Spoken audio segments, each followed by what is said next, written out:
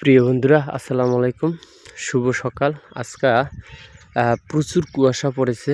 আশা করি আরও 4-5 দিন কুয়াশা পড়বে, খবরে বলছে। কিন্তু বিষয়টা হলো, এত কুয়াশা পড়লে গাছগুলো সব হাট হয়ে যায়। এই যে তরমুজ গাছ হাট হয়ে যায়, হাট হওয়ার কারণে গাছগুলো ফাইটে যায়। এই যে দেখেন, গাছ ফাইটে গেছে।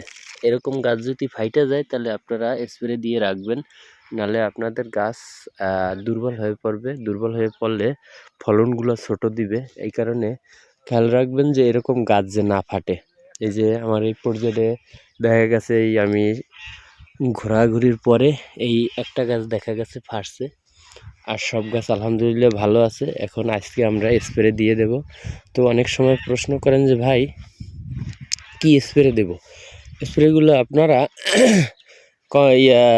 ডিলারের সাথে আলাপ করে স্প্রে দিয়ে দিবেন। কারণ ডিলারের সাথে না আলাপ করে স্প্রে দিলে, আমরা যদি বলি, অনেক সময় আপনারা খোঁজাখুঁজি করে ঔষধ পান না। না পাওয়ার কারণে আমারে খালি ফোন দেন। ফোন দেওয়ার দরকার হবে না। এক এক কোম্পানির এক একটা ঔষধ। তো আপনার ডিলারের সাথে আলাপ করলে সবাই দেখাই দেবে, সব ঔষধই ভালো মোটামুটি।